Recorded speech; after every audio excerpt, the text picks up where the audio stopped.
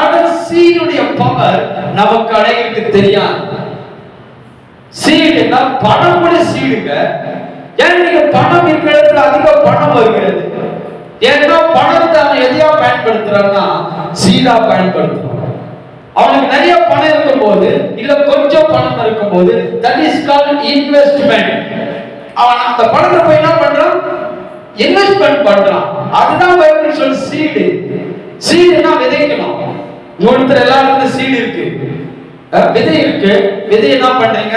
பத்திரமா நீங்க சூட்கேஸ்லயோ இல்ல பீரோலயோ இல்ல எங்க ஒண்ணு வச்சிட்டீங்கன்னா அந்த விதை ஏதாவது செய்யுமா? அந்த விதை ஏதாவது செய்யுமா?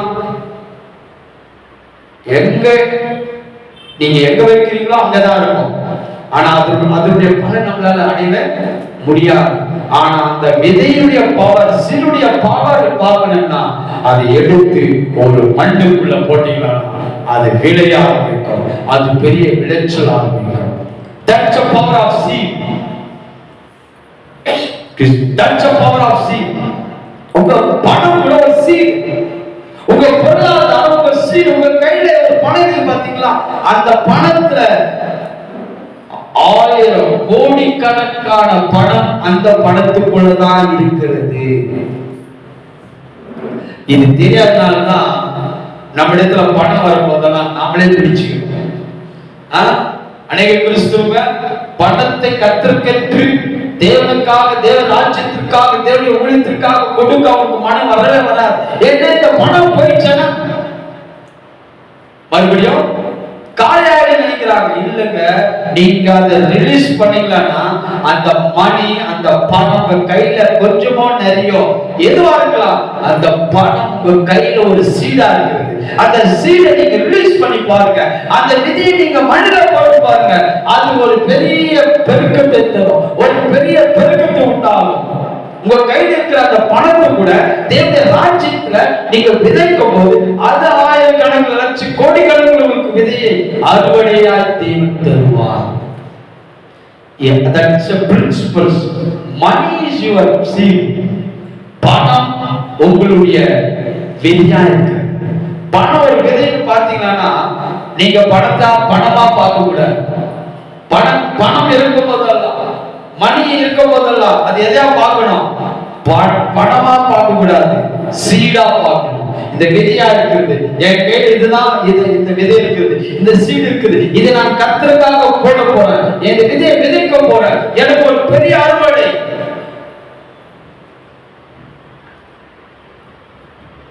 சீடுடைய பிரின்சிபல்ஸ் ரொம்ப இம்பார்ட்டன்ட். ஆனால் உங்களிடத்தில் இருக்கிற கொஞ்சம் அது ஒரு விதியாய் பயன்படுத்த வேண்டும். உங்களுக்கு அதிக நேரம் வேணும்னா கர்த்தருடைய ஆலயத்தில் வந்து அமரணும். அதிக டேலண்ட், அதிக ஞானம் வேணும்னா கர்த்தருடைய வார்த்தையை வந்து கேட்கணும். கர்த்தருடைய வார்த்தை ஞானம் என்று சொல்லுங்க. இல்லைங்களா? வாழ்க்கையில நீங்க எதை சம்பாதிக்கணும்? ஞானத்தை சம்பாதிக்க பைபிள் சொல்லுங்க.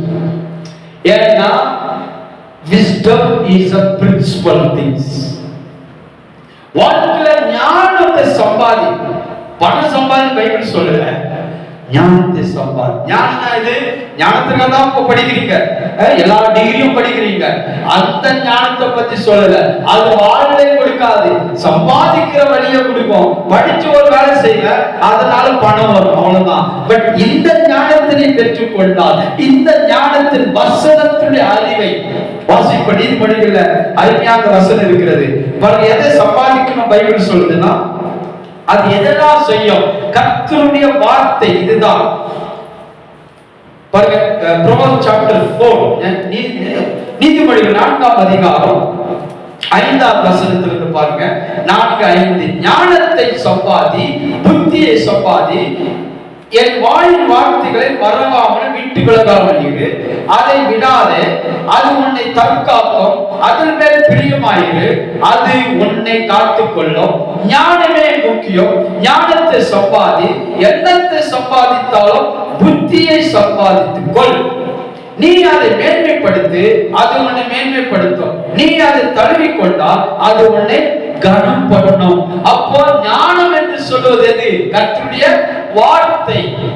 உங்க நேரம் இருக்கிறது, உங்களுக்கு சமயம் இருக்கும் போது உங்களுக்கு இந்த ஞானத்தை அதை கற்றுக்கொள்ள வேண்டும், அதை சம்பாதிக்க வேண்டும். இங்க பிரசங்கம் பண்ணதெல்லாம் ஞானத்தின் தேவனுடைய வார்த்தை, ஞானங்கள், வெளிச்சங்கள், வெளிப்பாடுகள், இதெல்லாம் பேசிக் கொண்டிருக்கிறோம். ஒரு விசுவாசி கவனமா இன்ட்ரெஸ்ட் எடுத்து வந்து இந்த வார்த்தையை கேட்டுக் கொண்டிருந்தால் அந்த ஞானம் அவர்களை மேன்மைப்படுத்தும், அந்த ஞானம் அவர்களை உயர்த்தும், இந்த ஞானம் அவர்களுக்கு வேண்டியதெல்லாம் சகழ்த்து கொண்டு வரும். ஏன்னா இந்த ஞானம் என்பது கர்த்தருடைய வார்த்தை. இந்த வார்த்தையில ஒரு ஞானம் நீங்க படித்து அந்த ஞானத்தை பெறுவது அது வாழ்க்கை லைஃப் கொடுக்காது, உங்க லைஃப் சர்வே பண்ணும், அவ்வளவுதான். ஆனா இதை கற்றுக்கொண்டால், இந்த ஞானத்தை சம்பாதித்தால், இந்த புத்தியை நீங்கள் சம்பாதித்துக் கொண்டால், இந்த வாய் வார்த்தைகளை மறவாமல் விட்டு விலகாமல் இருந்திருந்தால் சொல்லுது, அதை நீ மேன்மைப்படுத்தும் போதெல்லாம் நீ எப்படி மேன்மைப்படுத்தி உட்கார வச்சுக்கலாம். நீங்க யாரை மேன்மைப்படுத்துறீங்க? கர்த்தருடைய வார்த்தையை. அன்னைக்கு விசுவாசிக்கு தெரியல. அதுதான் பிரசங்கம் என்பது இந்த ஞானத்தின் தேவனுடைய வெளிப்பாடுகளை பேசுவது. ஆனால் இந்த வசனத்தை போதிப்பது நான் ரொம்ப எக்ஸைட்டா இருப்பேன். இந்த வசனத்தை போதிப்பது, பிரசங்கப்படுது எனக்கு ரொம்ப பிடிக்கும். ஏன்னா இது ஞானத்தின் வார்த்தைகள், கர்த்தருடைய ஞானம். இதை இன்ட்ரெஸ்ட் கொடுத்து, இதுக்கு நேரத்தை கொடுத்து வந்து கேட்டீங்கன்னா கொஞ்ச நாள்ல உங்களுக்கு வேண்டியதெல்லாம் இந்த வார்த்தை கொண்டு வந்து கொடுப்போம். ஏன்னா ஆதியில வார்த்தை இருந்தது.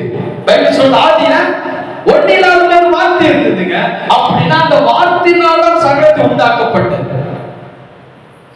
அப்ப என் வாழ்க்கை, உங்க வாழ்க்கை இந்த வசனத்தினுடைய ஞானத்தை பெற்றுக்கொண்டால் சொல்கிறது, நீ எதை சம்பாதித்தாலும் உன் வாழ்க்கை எதெல்லாம் சம்பாதிக்க விரும்புற, டே நைட் ஓவர் நைட் ஓட்டிக்கிட்டு எல்லாம் பண்ணி அது கரெக்டாக போய் டிராபிக் எவ்வளவு நாளும் காலையில ஓடி அந்த வேலையெல்லாம் செஞ்சு பணத்தை சம்பாதிக்கிறோம். ஆனா அதை காட்டிலும் ஆண்டு வார்த்தை சொல்லுது, ஞானத்தை சம்பாதித்து என்னத்தை சம்பாதித்தாலும் புத்தியை சம்பாதி. புத்தினா எந்த புத்தி? கர்த்தருடைய வார்த்தை, கர்த்தருடைய வெளிச்சம், வார்த்தையின் வெளிச்சம், வார்த்தையின் வெளிப்பாடுகள், வார்த்தையில் இருக்கிற ரகசியங்கள், இதுதான் ஞானம். Wisdom is a principal thing. அந்த வசனத்தை சொல்லுது, 7ஆம் வசனம், ஞானமே முக்கியம் அப்படின்னா wisdom is a principal thing. அப்ப இதுல நீங்க ஞானத்தை, இதுல நீங்க டைம், இதை நீங்க கொடுக்கும் போது, இதுக்கு நீங்க விதையாய் விதைக்கும் போது, நான் சொல்லுகிறேன் அந்த விதை ஒரு பெரிய அறுவடை உண்டாகும், ஒரு பெரிய அறுவடை உண்டாகும். அப்ப இடத்துல இருக்கிற பணம் ஒரு சீடா இருக்கு. விதைத்து பாருங்க. விவசாயி விதைக்கிறவன் அவன் ஒரு நாள் ஏழையா இருக்க முடியாது. எந்த விவசாயி ஏழையா இருக்கானோ இல்ல. அப்ப ஏன் இருக்கிறான்? அவன் விதைக்கல, அவ்வளவுதான். லேண்ட் இருக்குது, எல்லாம் இருக்குது, ஆனா விதைக்குது. கிறிஸ்து ஏன் ஏழையா இருக்கிறார் தெரியுங்களா? விசுவாசிகள் ஏன் ஏழையா இருக்கிறார் தெரியுங்களா? ஊழியக்காரர்கள் ஏன் ஏழையா இருக்கிறார் தெரியுங்களா?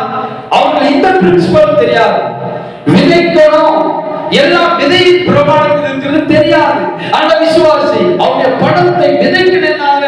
ரொம்ப லாஜிக்கலா பேசுவாங்க, இவருக்கு பணம் தேவை அதனால விதைக்க இல்லைங்க. உங்களை நீங்க விதைக்கும் போது உங்களுக்கு அறுவடை வேணும். உங்களை ஏழா வைப்பது நானும் திட்டம் சித்தம் கிடையாது. உங்களை தரித்திரத்தில் வைப்பது தேவனுடைய சித்தம் நோக்கமா கிடையாது. ஒரு ஊழியக்கார விசுவாசிகள் ஒன்றுமில்லாமல் இருக்கணும்னு சொல்லி தேவனுடைய சித்தம் கிடையாது. அதுக்கு தான் விதைப்பும் அறுப்பும் என்ற பிரமாணத்தை ஏற்படுத்திட்டார். ஏன்னா உனக்கு வேண்டியதெல்லாம் எதுக்குள்ள வச்சுட்டாரா? விதைக்கிறத வச்சுட்டாரா. நீ எதை வேணாலும் நீ அறுக்கலாம். ஏன்னா நீ எதை விதைக்கிறாயோ அதையே அறுப்பா. கரெக்ட்ல சொல்றாரு பால், மனுஷன் எதை விதைக்கிறானோ அதையே அறுப்பான். அப்ப கிறிஸ்துவர்கள் தங்கள் இருக்கிற அந்த பணத்தை, டேலண்ட், பொருளும் இருக்கிறதை அவர்கள் விதைக்க கற்றுக்கொள்ளவில்லை. விதைக்க பணம் இல்லை, பணத்தை விதைக்க அவருக்கு முன் வரல. ஆனால் நாம் ஏழ்மையா இருக்கிறார்.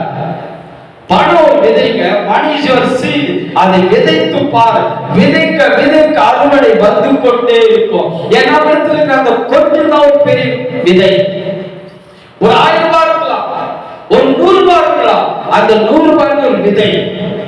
அந்த 100 ரூபாய் விதையா பார்த்தீங்கன்னா ஆயிரக்கணக்கான 100 ரூபாய் கொண்டு அந்த இருக்கிற அந்த கொஞ்சத்தை விதையாய் பார்த்து அதை நீங்க விதைக்கும் போது ஒரு பெரிய அறுவடை உண்டாகும். அப்போ ஒரு பெரிய பெருக்கு அந்த அம்மாவுக்கு எங்கிருந்து ஆரம்பிச்சது? அந்த அம்மாவுடைய பொருளாதாரம் எப்படி மாறினது? அந்த அம்மாவுடைய என்னது? அந்த அம்மா இடத்துல இருந்த அந்த கொஞ்சத்தை, ஏதோ இல்லை, எதுவுமே இல்லைன்னு இல்லை, ஆனால் ஏதோ ஒன்று அந்த அம்மா இடத்துல. அதான் தேவனுடைய தீர்க்கதரிசி கேட்கிற, உன்னிடத்தில் என்ன இருக்கிறது? கிறிஸ்துவ சொல்ற, உன்னிடத்துல ஏதோ ஒன்று இருக்கிறது. அது கொஞ்சத்துல, அந்த கொஞ்சத்துல தான் ஒரு மிகப்பெரிய பெருக்கு உண்டாகும். அந்த கொஞ்ச எண்ணத்தை ஆண்டுக்கு கொடுத்தனால அந்த அம்மாவுக்கு ஒரு பெரிய பிசினஸ் உமனே மாட்டான். அந்த அம்மா போய் ஆயில் பிசினஸ் பண்ணியிருக்காங்க இல்லைங்களா? ஆயில் பிசினஸ் பண்ணி ஒரு பெரிய பிசினஸ் உமனா மாறி, நான் நினைக்கிறேன் அந்த பிசினஸ்ல அநேகர் வேலை செஞ்சிருப்பாங்க, அநேகருக்கு அந்த அம்மா வாழ்க்கை கொடுத்திருப்பார், அநேக குடும்பங்களுக்கு அந்த அம்மா ஆசீர்வாதமா இருந்திருப்பார். எவ்வளவு பெரிய பெருக்கம், எவ்வளவு பெரிய பொருளாதார பெருக்கம், பைனான்சியல் பெருக்கம். இந்த ஸ்டோரி பியூர் எதை பத்தி தான்னா பைனான்சியல் பத்தி தான் பேசுகிறது. ஏன்னா அந்த அம்மாவுக்கு என்ன இருந்தது? கடன். கடன் கொடுக்கணும். கடன் எப்படி மாறுச்சு? கடன் எப்படி விடுதலை பெற்றாங்க?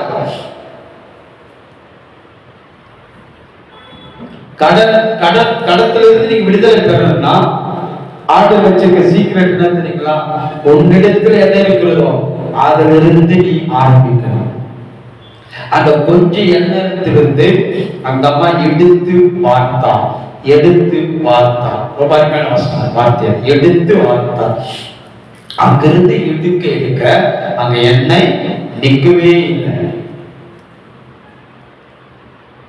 அதுதான் ஆண்டவர் நமக்கு வைத்திருக்கிற ஒரு கோட்பாடு. என்னிடத்தில் இருக்கிறத நான் எடுக்க ஊற்று எடுக்க வந்துட்டே இருக்கும், கொஞ்சத்தை எடுக்க வந்துட்டே இருக்கும் இல்லையா?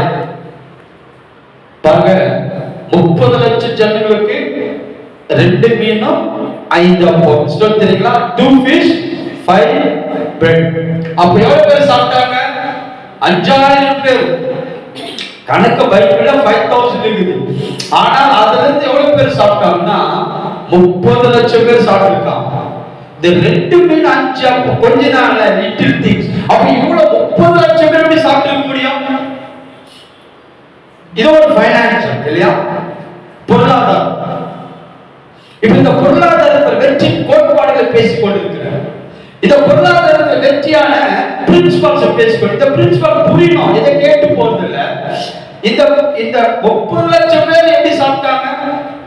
அந்த பையன் இடத்துல கண்டுபிடிக்கப்பட்ட 2 மீனும் 5 அப்பம். இந்த 2 மீன் 5 அப்பம் இயேசு சொன்னார், அதை என்னிடத்தில் கொண்டு வாருங்கள். போனா தெளிவா பேசு, அது என்னிடத்தில் கொண்டு வாருங்கள். இயேசு இடத்துல வந்த அந்த 2 மீனும் 5 அப்பம் அவர் ஆசீர்வதித்தார். இப்போ அது எப்படி டிஸ்ட்ரிபியூட் ஆச்சுன்னா அந்த ஸ்டோரி ரொம்ப நல்லா இருக்கும். அதை இயேசுவின் கரத்தில் இருந்த 2 மீனும் 5 அப்பம் எடு கொடுத்தார் சீசரிடத்துல. கொடுக்கும் போது மறுபடியும் பெருகுது, கொடுக்கிறாரு மறுபடியும் பெருகுது, மீன் பெருகுது, உயிருள்ள மீன் பெருக்கும் இல்லையா? பொரிச்ச மீன் பெருக்குமா? ஃப்ரை பண்ண மீன் பெருக்குமா? ஆனா பைபிள்ல பெருகி இருக்கிறது. உயிருள்ள மீன் பெருகுண்டாகும். ஆனால் பொரிச்ச மீன், அந்த 2 மீன் 30 லட்சம் ஜனம் சாப்பிட்டு திருப்தியாகி 12 கோடிய மீதி எடுத்தார்கள். அதுதான் தேவன். அந்த கொஞ்சத்தை பார்த்து அவர் பயப்பட, கொஞ்சம் இருக்குதா, ஓகே, இடத்துல கொடுவா, எனக்கு கொடு, என்னிடத்துல வா, நான் அதை பார்த்து கொடுக்கிறேன். இயேசுடைய கரத்துல வந்த அந்த 2 மீன் 5 அப்பமும் இவர் எடுத்து கொடுக்கிறார் சீசரிடத்துல, சீசன் ஜனத்துல கொடுக்கிறாங்க. இயேசு எடுத்து கொடுக்கிறாரு சீசரிடத்துல, எடுத்த உடனே காலையாவல இல்ல, ஆனா மறுபடியும் குடுக்க வந்து கொண்டே இருக்கிறது. மீன் பெருகிக் கொண்டே இருக்கிறது, அப்போ பெருகிக் கொண்டே இருக்கிறது. எப்ப இந்த பெருக்கொண்டாச்சுன்னா இயேசுவின் கரத்துல வந்தவுடன், அப்போ உங்க பணம் இயேசுவின் கரத்துல வந்தவுடன், உங்க விதையால் வாழ்வுடன், நான் சொல்லுகிறேன், எந்த அளவுக்கு நீங்க பணக்காரரா, ஐஸ்வர்யங்களாய், கோடீஸ்வரர்களாய் மாற முடியும். ஏன்னா உங்கள் மணி இஸ் யுவர் சீட். நீங்க விதைத்து அறுத்து, விதைத்து அறுத்து, விதைத்து அறுத்து, அப்ப நீங்க விதைக்க பயப்பட மாட்டீங்க. ஒரு மூட்டை நெல் விதைச்சான்னா அவனுக்கு 1000 மூட்டை நெல் வரும். 1000 மூட்டை நெல் வந்த உடனே நான் விதைக்க மாட்டேன் செகண்ட் உட்கார்னா முட்டாள். யாரவ முட்டாள். ஏன்னா அவனுக்கு விதை 1000 மூட்டை வந்திருக்குது. இந்த 1000 மூட்டை எங்க வந்தது? அவன் விதைத்த ஒரு மூட்டில் இருக்கு. அப்ப மறுபடியும் இப்ப என்ன செய்வாங்க தெரியுமா? ஒரு மூட்டை விதைக்க மாட்டான், 10 மூட்டை விதைக்கலாம். இன்னும் அறுவடை பண்ண போறேன், இன்னும் நான் பெரிய அறுவடை பண்ண போறேன். ஏன்னா பெருக்கத்துக்கான வழி ஒரு பெருக்கு உண்டாகும். இந்த பிரமாணத்தான வச்சிருக்காங்க. உங்க பணம் பெருக்கு யாருக்கெல்லாம் வேணும்? பணம் பெருகணும்னா வேற எந்த ரூட்டும் கிடையாது. அந்த பணத்தை விதையாய் பார்த்து விதைக்கணும். நான் விதைக்க போறேன், கர்த்தரை பெருகப்படும். நான் விதைக்க போறேன், கர்த்தரை பெருகப்படும். பவுல் சொல்றார், அதை விளைய செய்கிறவர் கர்த்தர். யார் விளைய செய்கிறது? கர்த்தருங்க. நீங்க எதை விதைத்தாலும் விளைய செய்கிறவர் கர்த்தர். அப்ப கொஞ்சத்தை கண்டு பயப்படவே கூடாது. கொஞ்சமா இருக்கிறது கண்டு 100 ரூபாய் இருக்குது சொல்ல போயிட்டு 1000 ரூபாய் இருக்குது இது போயிட்டா எப்படி 10,000 இருக்குது அப்படி கிடையாதுங்க. ஏன்னா அதுக்குள்ளதான் ஆண்டவர் ஒரு சீர வைத்திருக்கிறார். நிறைய பேர் யாவன்னா இது போயிடுச்சா அந்த பயம் பயப்படுகிறவன், அதாவது வேறு சொல்லு காற்றை பார்க்கிறவன் விதைக்க மாட்டான். ஏன்? அவனுக்கு பயம், நான் விதைச்சா போயிடும். பயம் இருக்கிறவர்கள் அவர்கள் விதைக்க மாட்டார்கள். விசுவாசம் விதைக்க ஆரம்பிக்கும். வாழ்க்கையில ஒரு மிகப்பெரிய பைனான்சியல் பெருக்கு உண்டாகும்னா அந்த பெருக்கு எங்க வைத்திருக்கிறார்னா கர்த்தரிடத்தில் இல்ல, வேற எங்கேயோ இல்லை. அது என்னிடத்தில் வைத்திருக்கிறார், உங்களிடத்தில் வைத்திருக்கிறார். உங்களிடத்தில் இருக்கிற அந்த கொஞ்சத்தில் வைத்திருக்கிறார். உங்களிடத்தில் இருக்கிற அந்த கொஞ்சம். ஏன்னா அந்த கொஞ்சம் யாருக்கு தேவை? ஆண்டவருக்கு தேவை. தேவன் தம்முடைய ஒரே பேரான குமாரனை விதையாய் விதைத்தார். இன்னைக்கு லட்சம் கோடிக்கணக்கான குமாரர்கள் வந்தாங்க. இது எங்கிருந்து வந்ததுன்னா அந்த ஒரு குமாரன் தான் வந்தது. கடவுளே எங்க எதை ஆபரேட் பண்ணார்? கடவுள் இப்போ ஆதாம் கடவுள் விட்டு போயிட்டான். கடவுள் கீழ்ப்படியாமல் போனான். அவன் பாவம் செய்து கடவுள் விட்டு தூரம் போயிட்டான். இப்ப இந்த மனிதனை தேவன் கொண்டு வரணும்னா, தேவனத்துல சேர்க்கணும்னா, இப்போ ஒரு ஆதாம் இழந்தான். இப்போ இந்த இவ்வளவு கோடிக்கணக்கான மனுக்குலத்தை நான் மீட்கணும், என் பிள்ளைய மாற்றணும், அவரை ரட்சிக்கணும், என் பிள்ளைகளை என்னுடைய குடும்பத்தை வந்து சேர்க்கணும் அப்படின்றால் அவர் எந்த வழியை பயன்படுத்தினா? இப்ப மறுபடியும் புதுசா ஜனங்கள் உருவாக்கல. அவர் தன் ஒரே குமாரனை விதையாய் விதைத்தார். இல்லைங்களா? கோதுமை மணியானது நிலத்தில் விழுந்து சாகாவிட்டால் அது பலனை இயேசு சொன்னார். இப்ப இயேசு யாரோட விதை? Jesus is a seed. யாருக்கு சீடு? பிதா. பிதா அந்த ஒரு சீடை, ஒரு குமாரனை, தன் ஒரே குமாரனை அவர் விதையாய் விதைத்தினால் அந்த ஒரு குமாரன் மூலமா இன்னைக்கு கோடிக்கணக்கான குமாரர்கள் குமாரத்திகள் பிதாவும் வந்திருக்கிறார்கள். அப்ப தேவனை எதை ஆபரேட் பண்றாருன்னா அந்த இருக்கிற அந்த கொஞ்சத்தில் தான் அவர் விதைக்கிறார். ஒரே குமாரன் விதைத்தார். இன்னைக்கு நான் அவருடைய குமாரன், நீங்க எல்லாரும் அவருடைய குமாரன். இன்னைக்கு உலகத்தில் இருக்கிற கோடிக்கணக்கான ஜனங்கள் எல்லாம் அவருடைய குமாரன் குமாரத்திகள். ஆனால் கொஞ்சத்தையும் ஒரு ஆளுக்குள்ள ஒரு உத்தரை ஆண்டுகிட்ட ஒரு மனிதன் தெரியுங்களா? கர்த்தர் தேவை கொஞ்சம், இந்த கொஞ்சத்தை ஆண்டுக்கு கொடுத்திருக்க அவர் எந்த அளவுக்கு உயர்த்த ஆசீர்வதிப்பார். ஒரு மனிதன் உள்ள ஆண்டவருடைய வெளிப்பாடு ஆண்டவர் வெளிச்சம் வந்தா போதும். அவர் 1000 பேரை தேர்ந்ததில்லை, ஒருத்தனை தேடுறார். தம்முடைய வல்லமையை விளங்க பண்ண ஒரு மனிதனை தேடுறார். ஒருவன் எஸ் அப்படின்னா அவர் அவனோடு கூட சேர்ந்து வேலை செய்யறார். ஆதாம் இழந்தான், நோவா இழந்தான், ஒரு மனிதன் ஆபிரகாம் கர்த்தருக்கு கீழ்ப்படிந்தான். அந்த ஆதாம் இழந்ததை இப்ப எல்லாத்தையும் ஆபிரகாமுக்குள்ள வச்சு ஒரு பெரிய generation, the blessing of God கொண்டு வந்து யார் வச்சிட்டாரு? ஆபிரகாம் வச்சிட்டார். அந்த blessing of God Abraham blessing வச்சிட்டார். ஏன்? அவன் ஒரு மனிதன், நான் இருக்கிறேன்னு சொன்னான். நீங்க ஒருத்தர் ஆண்டவருக்கு நான் ரெடினா உங்க மூலமா பெரிய காரியம் செய்யும். உங்களை நீங்க அர்ப்பணித்தால் பெரிய காரியத்தை தேவன் செய்யும். என்னிடத்தில் கொஞ்சத்தை உங்களுக்கு கொடுக்க போறேன், உங்களுக்கு அர்ப்பணிக்க போறேன். அந்த கொஞ்சத்தை தேவன் ஒரு பெரிய பெருக்கம், எந்த அளவுக்கு பெருக்கம்னா நீங்க ஜாதிகளுக்கு கடன் கொடுக்கிற அளவுக்கு உங்களை பிளஸ் பண்ணுவாங்க. கர்த்தருக்கு கொஞ்சம் ரொம்ப பிடிக்கும்.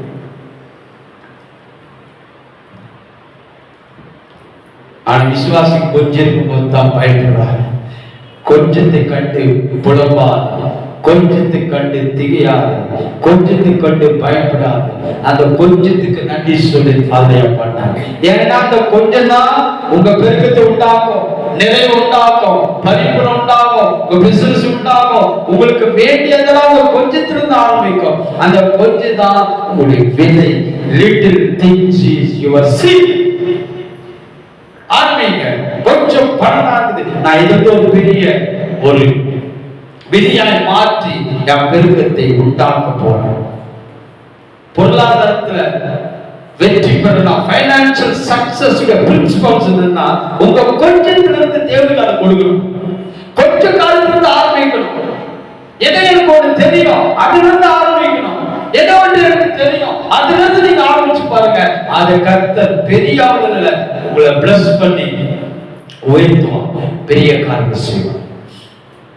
ஏன்னா பிரின்சிபல்ஸ், இது ஒரு பிரமாணம், இது ஒரு கோட்பாடு. கோட்பாடு என்னன்னு தெரியுங்களா?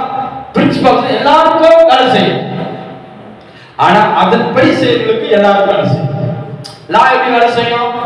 அந்த லா படி யாருக்கெல்லாம் வேலை செய்யும். இன்னைக்கு அநேக கிறிஸ்துவர்கள் பேர்பட்ட பிப்ளிக்கல் பிரின்சிபல்ஸ், ஆவிக்குரிய கோட்பாடுகளை, இந்த சத்தியங்களை அறியாதவர்களால் தான் இன்னும் தோல்வியிலும் வறுமையிலும் போராட்டத்திலும் வாழ்ந்து கொண்டிருக்கிறது. இதெல்லாம் மாற்றுகிற ஒரு போதனை. இது கேட்கும் போது உங்க வாழ்க்கையே மாறும். உங்க பேருக்கு என்ன உடைத்திருக்கிற அந்த கொஞ்சத்திலிருந்து கொஞ்சத்தை கண்டு முன்னால் பயப்படாத. கொஞ்சத்தை தேவனுக்கு கொடுக்கணும். கொஞ்சத்தை தேவனுக்கு கர்த்தருக்கு சமர்ப்பிக்கணும். கொஞ்சத்தை விதையாய் மாற்றணும். அந்த விதை பெரிய பெருக்கத்தை உங்களுக்கு கொண்டு வரும். அப்போ உங்க பொருளாதார பெருக்கு உண்டாகணும்னா உங்களிடத்தில் இருக்கிற கொஞ்சம் பணத்தை கொஞ்சத்துல லிட்டில் திங்ஸ் ஆரம்பிக்கும். அந்த மாதிரி இந்த கொஞ்சம் எங்கிருந்தா ஒரு பெரிய பிசினஸ் குணாவே மாறினாங்க. 2 அப்பம் 2 மீன் 5 அப்பம் அந்த கொஞ்சத்துல 30 லட்சம் பேர் சாப்பிட்டு 12 கூலிய மீதம் எடுத்தாங்க. இதுதான் தேவனுடைய செயல். இது பைபிள் ஸ்டோரி இல்ல. இதை நம்புகிறவர்களுக்கு, விசுவாசிகள் எல்லாருக்குமே நடக்கும். இதன்படி செய்கிற அத்தனை பேருக்கு வேலை செய்யும். எனக்கும் வேலை செய்யும். இது கேட்டுக்கொண்டிருக்கிற ஒவ்வொரு தேவர்களுக்கு வேலை செய்யும். இது ஒரு கோட்பாடு. இது நீங்க இதுக்குள்ள வரும்போது இது எல்லாருக்கும் வேலை செய்யும். இது எல்லாரும் உயர்த்தும், எல்லாரும் ஆசீர்வதிக்கும். உங்க பெருக்கும் கொஞ்சத்திலிருந்து ஆரம்பிக்கிறது. உங்க பொருளாதார வெற்றி கொஞ்சத்திலிருந்து, உங்க பொருளாதாரத்துடைய நிறைவு உங்க இடத்துல கொஞ்சத்திலிருந்து ஆரம்பிக்கிறது. அங்கிருந்து ஆரம்பித்து பாருங்க. மிகப்பெரிய ஆசீர்வாதம், மிகப்பெரிய பொருளாதார வெற்றியை நீங்கள் நான் காண்போம். அது தேவனுடைய சித்தம், அதுதான் தேவனுடைய நோக்கம்.